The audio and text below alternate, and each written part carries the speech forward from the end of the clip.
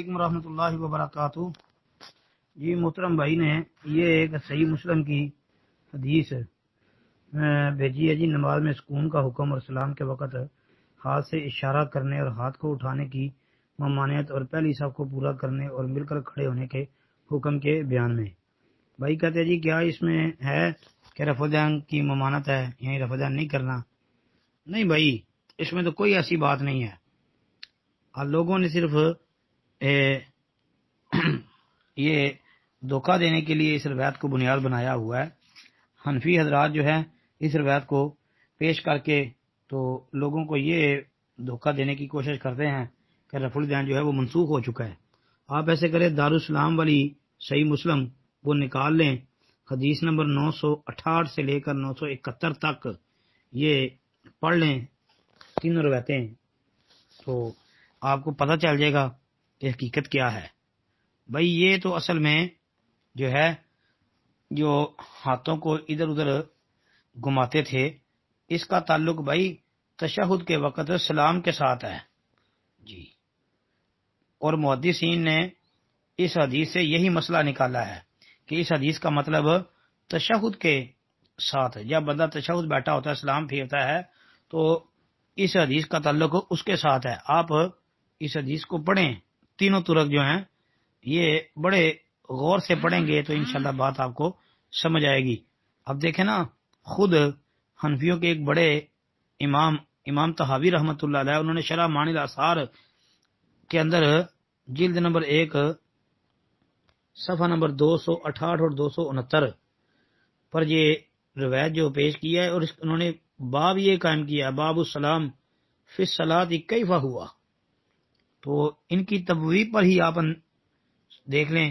کہ وہ کیا مسئلہ یہاں سے نکال رہے ہیں کہ اس حدیث سے کیا ثابت ہو رہا ہے۔ اسی طرح جو ہیں امام شافعی رحمۃ اللہ علیہ، انہوں نے بھی اس کے اوپر باب یہی قائم کیا، باب السلام فی الصلاۃ۔ ابو داود رحمۃ اللہ علیہ نے بھی اسلام کا ہی باب قائم کیا ہے، نسائی نے بھی ایسا ہی باب قائم کیا ہے۔ اس کے علاوہ جی حافظ ابن خزیمہ رحمۃ اللہ علیہ کی تبویب جو ہے اس پر وہ بھی سامنے رکھ لیں، تو اللہ کے فضل سے آپ کو پتہ چل جائے گا۔ 1708 نمبر حدیث ہے، وہ دیکھ لیں، اور ایسے ہی 733 نمبر حدیث ہے، اس کو بھی سامنے رکھ لیں، تو مسئلہ آپ کا حل ہو جائے گا کہ انہوں نے کیا عنوان قائم کیا ہے محدثین نے۔ کیا محدثین کو یہ بات سمجھ نہیں آئی جو آج کے حنفیوں کو سمجھ آ گئی ہے؟ بھائی یہ حنفی جو ہے بددیانتی سے کام لے رہے ہیں، اس روایت کو پیش کر کے صحیح دیانتداری سے، اور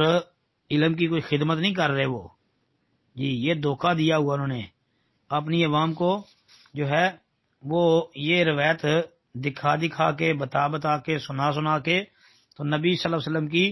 سنت کو فوت کرنے کی کوششوں میں لگے ہوئے ہیں، بلکہ اپنے حلقہ احباب میں انہوں نے اس کو منسوخ کر دیا ہے کہ یہ بالکل دفن ہو چکی ہے، اب یہ سنت دنیا میں نہیں ہے۔ پھر ایک آخر میں یہ بات یاد رکھیں کہ حنفیوں کے ایک بڑے عالم، دارالعلوم دیوبند کے پہلے شیخ الحدیث مولانا انور شاہ صاحب کاشمیری دیوبندی مرحوم، انہوں نے صحیح بخاری کی شرح بھی لکھی ہے۔ انہوں نے ایک کتاب لکھی ہے نیل الفرقدین، انہوں نے اس کے اندر صفحہ نمبر 22 پر یہ بات واضح لکھی ہے کہ رفع الدین جو ہے یہ سنت ہے متواتر، یہ متواتر ہے جی، اور یہ منسوخ نہیں ہوا۔ یعنی وہ کہہ رہے ہیں منسوخ نہیں ہوا، کیا جنہوں نے صحیح بخاری کی شرح لکھی ہے، حنفیوں کے بہت بڑے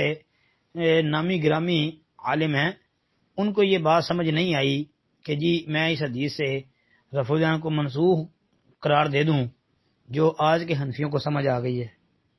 اللہ تعالیٰ جی ان کو عقل دے، ان کو سمجھ دے، اور ان کے دلوں کے اندر اللہ تعالیٰ نبی علیہ الصلوۃ والسلام کی حدیث کی محبت پیدا کر دے، اگر نہیں تو پھر اللہ تعالیٰ جی وہی خود ہی ان سے پوچھ لے گا، اللہ ہی کیا کہہ سکتے ہیں۔ السلام علیکم۔